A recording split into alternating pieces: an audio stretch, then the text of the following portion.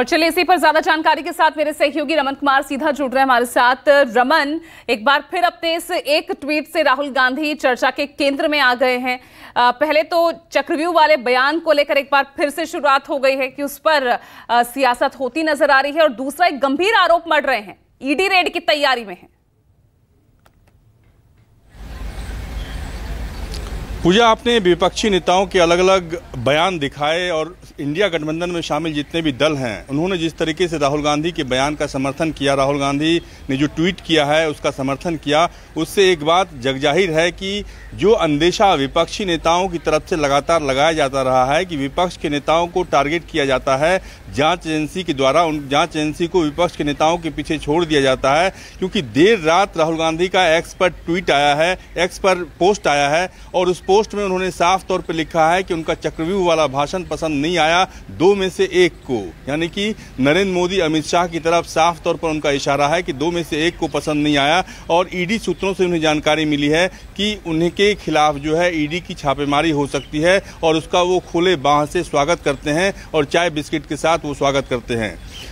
29 जुलाई को राहुल गांधी ने लोकसभा में बजट पर भाषण दिया था, चक्रव्यूह वाला भाषण दिया था, और मैं दर्शकों को ये सुनाना चाहता हूं कि राहुल गांधी ने आखिरकार क्या बातें कही थी जिसको लेकर इतनी तल्खी राहुल गांधी को लगता है कि सरकार को जबरदस्त मिर्ची लगी है, सरकार के नेताओं को, सरकार में शामिल नेताओं को उनका बयान पसंद नहीं आया। तो उन्होंने कहा था कि हजारों साल पहले कुरुक्षेत्र में 6 लोगों ने अभिमन्यु को चक्रव्यूह में फंसाया और मार दिया। मैंने रिसर्च की तो पता चला कि चक्रव्यूह को पद्मव्यूह के रूप में भी जाना जाता है, इसका मतलब होता है कि कमल का आकार। उन्होंने कहा कि 21वीं सदी का नया चक्रव्यूह एकदम कमल की तरह ही है। उन्होंने आरोप लगाया कि आज भी पीएम मोदी, अमित शाह समेत 6 लोगों ने 21वीं सदी में किसान, मजदूर, महिलाओं और अल्पसंख्यकों के खिलाफ एक नया चक्रव्यूह रचा है। इस बयान को आधार बनाकर राहुल गांधी ने सोशल मीडिया पर ट्वीट किया, सोशल मीडिया पर पोस्ट किया और उन्होंने कहा कि सरकार की तरफ से, सरकार की जांच एजेंसी उनको टारगेट करने की कोशिश कर रही है और उन्हें जो जानकारी मिली है, पुख्ता जानकारी मिली है कि उनके खिलाफ छापेमारी हो सकती है। और इस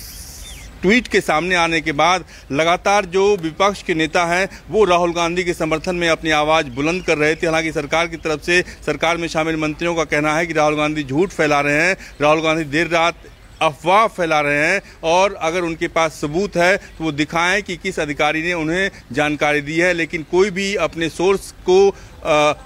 सामने नहीं रखना चाहता है। राहुल गांधी की दलील ये है कि जो सोर्स से उन्हें जानकारी मिली है उस सोर्स को वो पब्लिक डोमेन में नहीं लाना चाहते, लेकिन उनके पास जो जानकारी है वो पुख्ता जानकारी है कि ईडी उनके खिलाफ छापेमारी की प्लानिंग कर रही है। ठीक है, तो अब यहाँ पर राहुल गांधी के इस ट्वीट से एक नई वॉर, सियासी वॉर छिड़ती हुई नजर आ रही है। बहुत बहुत शुक्रिया आपका रमन इस तमाम जानकारी के लिए।